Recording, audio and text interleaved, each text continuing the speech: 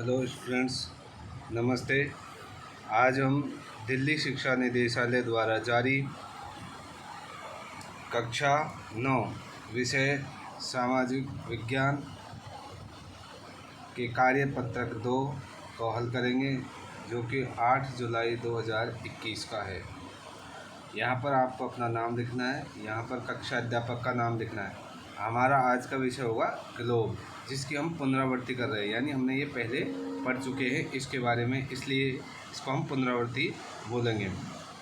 Globe जो कि पृथ्वी का वास्तविक प्रतिरूप होता है। वास्तविक इसलिए कहते हैं, जैसा ग्लोब का पृथ्वी का आकार है वैसा ही ग्लोब का आकार होता है। ग्लोब विभिन्न आकार और प्रकार के हो सकते हैं। बड़े ग्लोब जिनको हम आसानी से एक स्थान से दूसरे स्थान पर ले जा सकते हैं, पॉकेट में रख सकते हैं। छोटे ग्लोब गुब्बारे जैसे ग्लोब, इसमें हवा भर सकते हैं और हवा निकालने पर उसको हम दूसरे स्थान पर, एक स्थान से दूसरे स्थान पर ले सकते हैं। ग्लोब को पृथ्वी की तरह घुमाया जा सकता है, जैसे पृथ्वी घूमती है ना, ये पश्चिम से, जैसे ये पृथ्वी होती है और ये ऐसे पश्चिम से पूर्व की तरफ घूमती है, ऐसे हम ग्लोब को भी घुमा सकते हैं। ग्लोब पर देशों, महाद्वीपों, महासागरों और उनके सही आकार में दिखाया जा सकता है। इस प्रकार ग्लोब पृथ्वी का लगभग समान स्वरूप है, यानी जैसी पृथ्वी है ना गोलाकार, ऐसे ही ग्लोब जैसी दिखती है हमें पृथ्वी भी। ग्लोब का ऊपरी बिंदु उत्तरी ध्रुव, जैसे ये ग्लोब होती है, इसका ऊपरी बिंदु उत्तरी ध्रुव और जो निचला बिंदु होता है वे दक्षिण बिंदु, उसे दक्षिणी ध्रुव कहते हैं। पृथ्वी का काल्पनिक अक्ष, इन्हें दो बिंदुओं के बीच की दूरी है, ये अक्ष होते हैं। ये दक्षिणी ध्रुव होता है, ये अक्ष है, और ये उत्तरी अक्ष है। इनके बीच में काल्पनिक रेखा होती है, जिसके चारों ओर पृथ्वी पश्चिम से पूर्व की दिशा में घूमती है, जिससे दिन रात बनते हैं, और इसे घूर्णन गति कहते हैं। यानी जो अपने अक्ष पर घूमती है ना पृथ्वी, इस पर घूमती है, तो इसको हम घूर्णन गति कहते हैं, और इससे क्या बनता है, दिन रात बनते हैं। पृथ्वी के अपने अक्ष पर 23.5 डिग्री झुके होने के साथ सूर्य के चारों ओर चक्कर लगाने से क्या बनती है, ऋतुएं। यानी सूर्य के चारों ओर चक्कर लगाने से ऋतुएं बनती है, और इसको हम परिक्रमण कहते हैं। क्या कहते हैं, परिक्रमण। यानी सूर्य के चारों ओर घूमने को क्या कहते हैं, हम परिक्रमण कहते हैं। और इस परिक्रमण से 365 दिन और 6 घंटे लगते हैं इसके परिक्रमण को, और 6 घंटे की वजह से 4 साल में एक दिन बन जाता है, क्योंकि एक दिन में 24 घंटे होते हैं ना, तो 4 साल में 24 घंटे पूरे हो जाते हैं 6 घंटे के हिसाब से। और प्रत्येक चौथा वर्ष 366 दिन का होता है।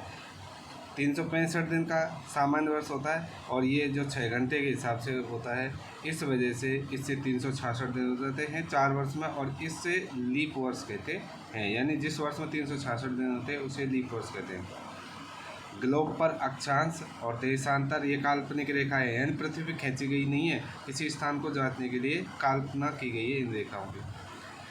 पृथ्वी के बीचों बीच में 0 डिग्री अक्षांश विषुवत वृत्त कहलाता है। यानी पृथ्वी जैसे ये गोल होती है, इसके बीचों बीच में ये 0 डिग्री अक्षांश खींची जाती है, इसको 0 डिग्री अक्षांश।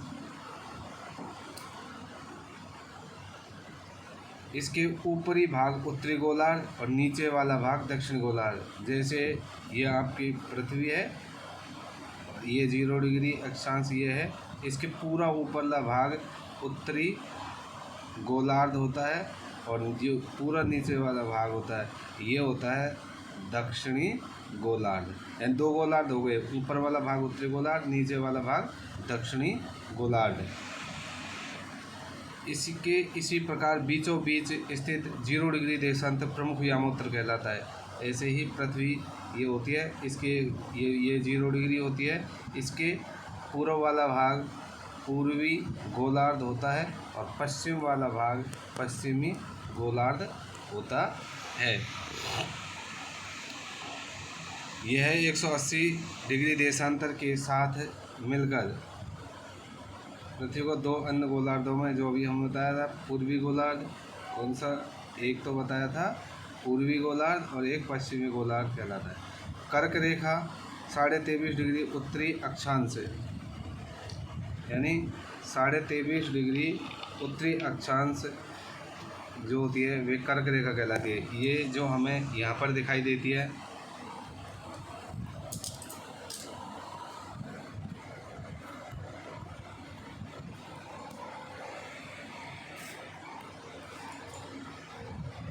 कर्क रेखा जो हमें दिखाई दे रही है यहाँ पर, ये आपके 23.5 डिग्री कर्क रेखा उत्तर में है।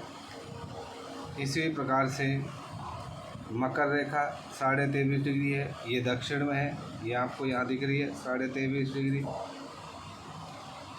आर्कटिक रेखा 66.5 डिग्री है, इस पर और प्रमुख व्रत है, ये 66.5 डिग्री है उत्तर में, इसे बोलते हैं आर्कटिक रेखा। इसी प्रकार दक्षिण में 66.5 डिग्री होती है, इसे अंटार्कटिक व्रत कहते हैं इसको, ये अंटार्कटिक व्रत होता है।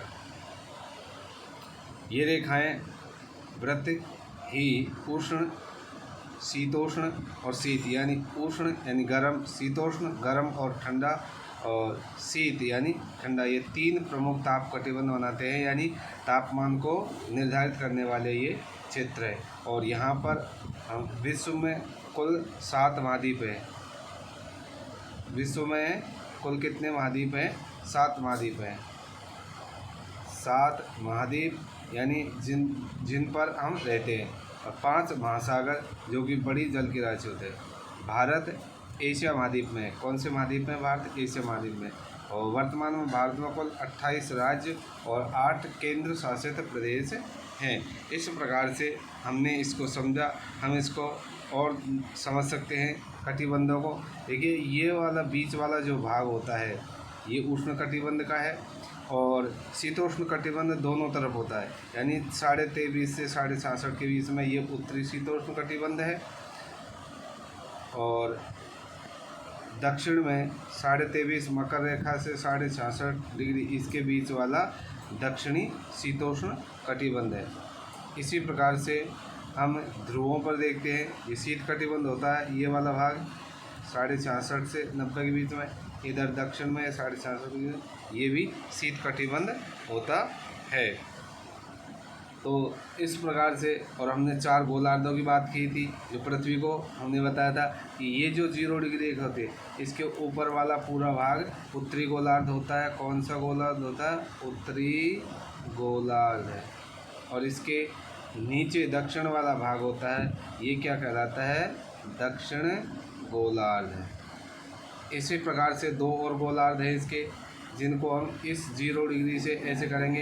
ये पूरा पूर्व वाला भाग होता है पूर्वी गोलार्ध, और ये इधर पश्चिम वाला भाग होता है कौन सा?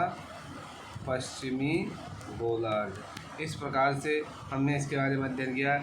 आइए अब हम इसके कुछ प्रश्न हैं जिनको करते हैं।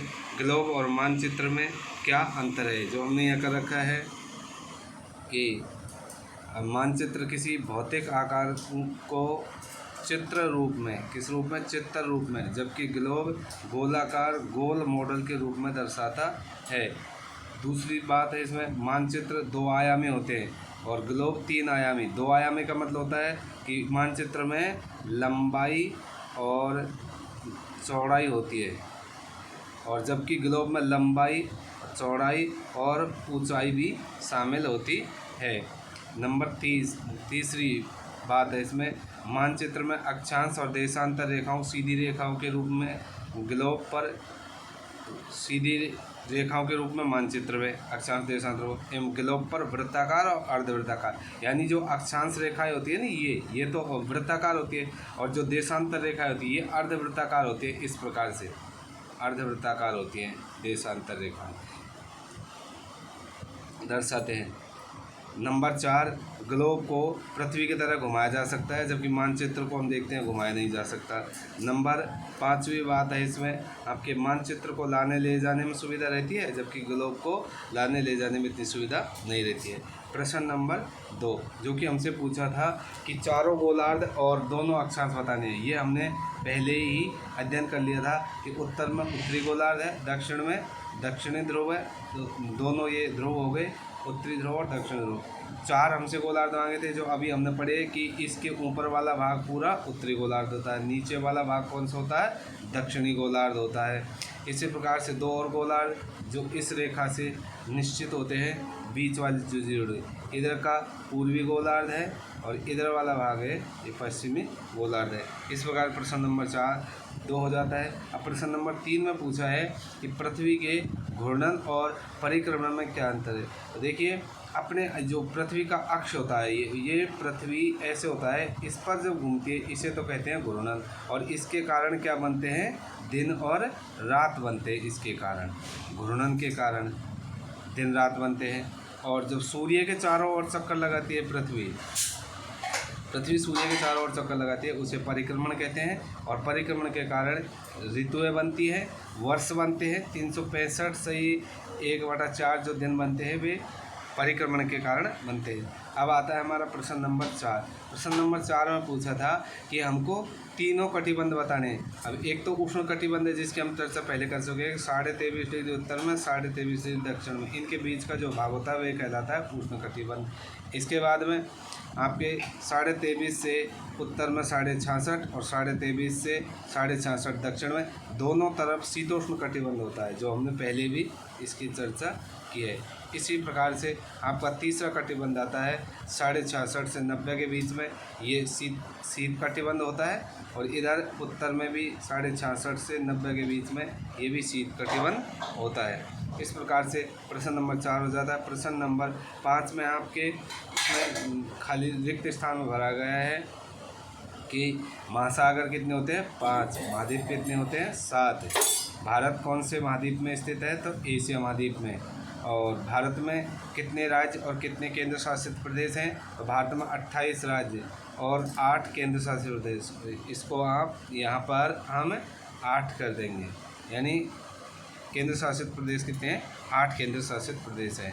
और एक लास्ट का जो प्रश्न था आपका, उसमें दिया है कि पृथ्वी पर स्थित प्रमुख महाद्वीपों और महासागरों को विश्व के मानचित्र की सहायता से ढूंढ कर लिखिए। तो हम 5 जो महासागर हैं और 7 महाद्वीप हैं, उनका हम मानचित्र में देख करके लिख सकते हैं। जैसे आपके महाद्वीप है, सबसे बड़ा एशिया महाद्वीप, दूसरा अफ्रीका महाद्वीप, फिर उत्तरी अमेरिका, दक्षिणी अमेरिका, फिर आपका आता है यूरोप, फिर आता है आपका ऑस्ट्रेलिया, जो सबसे छोटा है। और दक्षिण में जो बर्फ़ वाला हिस्सा है उसमें आपके आया है अंटार्कटिका महाद्वीप दक्षिण में। इस प्रकार 7 महाद्वीप हैं। ऐसे ही 5 महासागरों में है प्रशांत महासागर, सबसे बड़ा प्रशांत महासागर।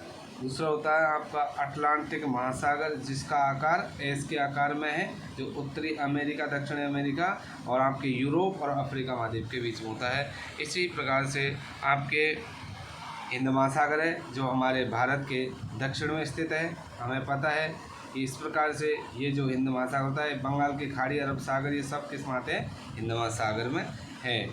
इसी प्रकार से आपके दक्षिण में होता है आर्कटिक महासागर, और इसी प्रकार से उत्तर में होते हैं। तो ये आपके 5 महाद्वीप, महासागर और 7 महाद्वीप होते हैं। तो बच्चों, हम आशा करते हैं कि आपको हमारी वीडियो समझ आई होगी। यदि आपको ये वीडियो पसंद आई है तो आप लाइक एंड शेयर ज़रूर करें, और हम आपके लिए इसी प्रकार से वर्कशीट का सॉल्यूशन लाते रहेंगे सभी कक्षाओं के लिए। थैंक्स।